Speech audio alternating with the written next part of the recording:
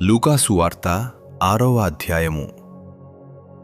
ఒక విశ్రాంతి దినమున ఆయన పంటచేలలోబడి వెళ్ళుచుండగా ఆయన శిష్యులు వెన్నులు త్రుంచి చేతులతో నలుపుకొని తినుచుండిరి.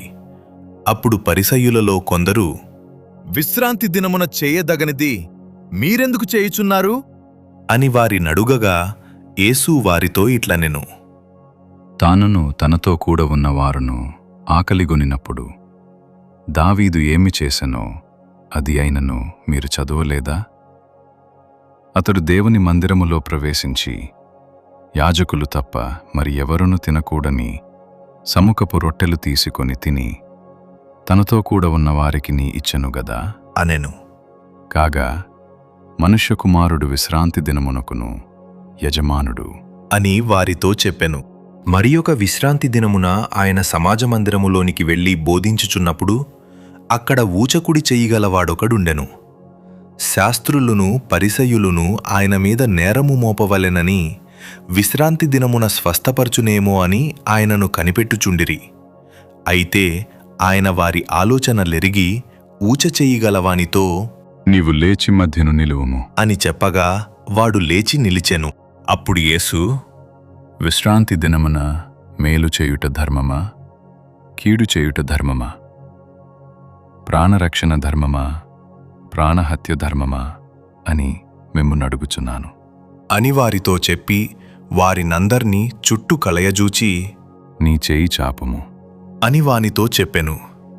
వాడాలాగు చెయ్యగానే వాని చెయ్యి బాగుపడెను. అప్పుడు వారు వెర్రి కోపముతో నిండుకొని, యేసుని ఏమీ చేయుదమా అని యొకనితోనొకడు మాటలాడుకొనిరి. ఆ దినములయందు ఆయన ప్రార్థన చేయుటకు కొండకు వెళ్ళి దేవుని ప్రార్థించుటయందు రాత్రి గడిపెను. ఉదయమైనప్పుడు ఆయన తన శిష్యులను పిలిచి వారిలో 12 మందిని ఏర్పరచి వారికి అపోస్తలులు అను పేరు పెట్టెను.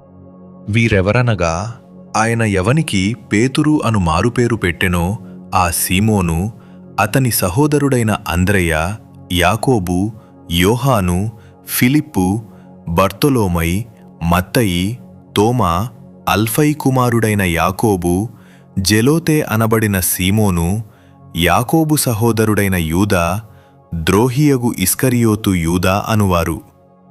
ఆయన వారితో కూడా దిగివచ్చి మైదానమందు నిలిచినప్పుడు ఆయన శిష్యుల గొప్ప సమూహమును ఆయన బోధ వినుటకును తమ రోగములను కుదుర్చుకొనుటకును యూదయ దేశమంతటి నుండియు యెరూషలేము నుండియు తూరు సీదోనను పట్టణముల సముద్ర తీరముల నుండియు వచ్చిన బహుజన సమూహమును అపవిత్రాత్మల చేత బాధింపబడిన వారును వచ్చి స్వస్థత నొందిరి.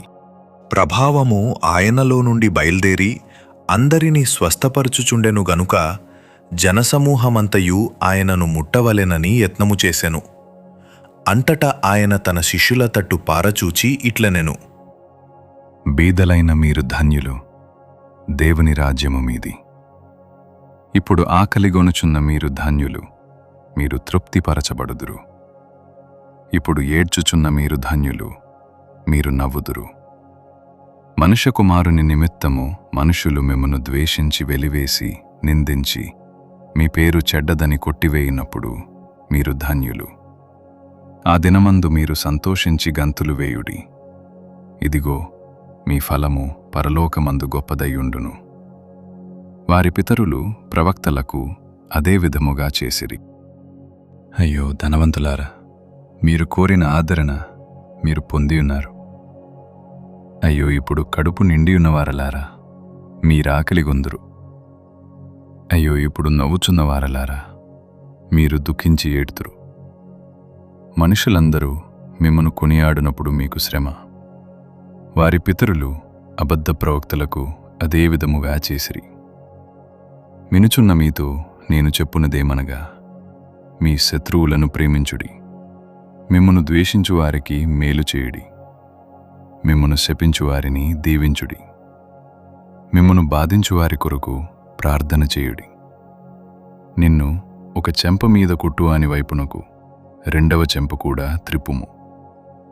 నీ పైబట్ట ఎత్తికొని పోవు వానిని నీ అంగీని కూడా ఎత్తికొని పోకుండా అడ్డగింపకుము. నిన్నడుగు ప్రతి వానికిని ఇమ్ము. నీ సొత్తు ఎత్తికొని పోవు వాని యొద్ద దాని మరల అడుగవద్దు.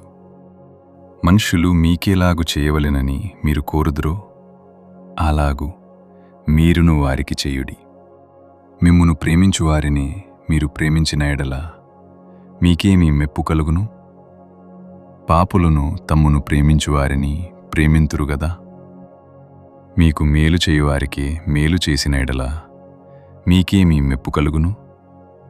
పాపులను అలాగే చేతురు గదా. మీరెవరి యొద్ద మరల పుచ్చుకొనవలెనని నిరీక్షింతురో వారికే అప్పు ఇచ్చిన ఎడల మీకేమీ మెప్పు కలుగును? పాపులను తామిచ్చినంత మరల పుచ్చుకొనవలెనని పాపులకు అప్పు ఇచ్చెదురు గదా. మీరైతే ఎట్టివారిని గూర్చేయనను నిరాశ చేసి కొనక మీ శత్రువులను ప్రేమించుడి, మేలు చేయుడి, అప్పు ఇయుడి. అప్పుడు మీ ఫలము గొప్పదయ్యుండును, మీరు సర్వోన్నతుని కుమారులయ్యుందురు. ఆయన కృతజ్ఞత లేని వారి ఎడలను దుష్టుల ఎడలను ఉపకారి అయ్యున్నాడు. కాబట్టి మీ తండ్రి కనికరము గలవాడయ్యున్నట్టు మీరును కనికరము గలవారయ్యుండుడి. తీర్పు తీర్చకుడి, అప్పుడు మిమ్మును గూర్చి తీర్పు తీర్చబడదు. నేరము మోపకుడి, అప్పుడు మీ మీద నేరము మోపబడదు. క్షమించుడి, అప్పుడు మీరు క్షమింపబడుదురు. ఇయ్యుడి, అప్పుడు మీకియ్యబడును. అణచి కుదిలించి దిగజారునట్లు నిండు కొలతను మనుష్యులు నీ ఒడిలో కొలుతురు. మీరు ఏ కొలతతో కొలుతురో ఆ కొలతతోనే మీకు మరల కొలువబడును అని చెప్పెను. మరియు ఆయన వారితో ఈ ఉపమానము చెప్పెను. గ్రుడ్డివాడు గ్రుడ్డివానికి దారి చూపగలడా? వారిద్దరును గుంటలో పడుదురు గదా. శిష్యుడు తన బోధకుని కంటే అధికుడు కాడు. సిద్ధుడైన ప్రతివాడును తన బోధకుని వలె ఉండును. నీవు నీ కంటిలో ఉన్న దూలము ఎంచక నీ సహోదరుని కంటిలో ఉన్న నలుసును చూడనేలా? నీ కంటిలో ఉన్న దూలమును చూడక నీ సహోదరునితో, సహోదరుడా, నీ కంటిలో ఉన్న నలుసును తీసివేయనిమ్మని నీవేలాగు చెప్పగలవు? వేషధారి, మొదట నీ కంటిలో ఉన్న దూలమును తీసివేయుము, అప్పుడు నీ సహోదరుని కంటిలో ఉన్న నలుసును తీసివేయుటకు నీకు తేటగా కనబడును. ఏ మంచి చెట్టునను పనికి మాలిన ఫలములు ఫలింపవు, పనికి మాలిన చెట్టున మంచి ఫలములు ఫలింపవు. ప్రతి చెట్టు తన ఫలముల వలన తెలియబడును. ముండ్ల పొదలో అంజూరపు పండ్లు ఏరుకొనరు, కోరింద పొదలో ద్రాక్ష పండ్లు కోయరు. సజ్జనుడు తన హృదయమును మంచి ధననిధిలో నుండి సద్విషయములను బయటికి తెచ్చును. దుర్జనుడు చెడ్డ ధననిధిలో నుండి దుర్విషయములను బయటికి తెచ్చును. హృదయము నిండియుండు, దానిని బట్టి యొకని నోరు మాటలాడును. నేను చెప్పు మాటల ప్రకారము మీరు చేయక, ప్రభువా ప్రభువా అని నన్ను పిలుచుట ఎందుకు? నా యొద్దకు వచ్చి నా మాటలు విని వాటి చొప్పున చేయు ప్రతివాడును ఎవని పోలియుండునో మీకు తెలియజేతును. వాడు ఇల్లు కట్టవలెననియుండి లోతుగా త్రవ్వి బండమీద పునాది వేసిన వాని పోలియుండును. వరద వచ్చి ప్రవాహము ఆ ఇంటి మీద వడిగా కొట్టినను అది బాగుగా కట్టబడినందున దాని కదలింపలేకపోయెను. అయితే నా మాటలు వినియు చేయనివాడు పునాది వేయక నేలమీద ఇల్లు కట్టిన వానిని పోలియుండును.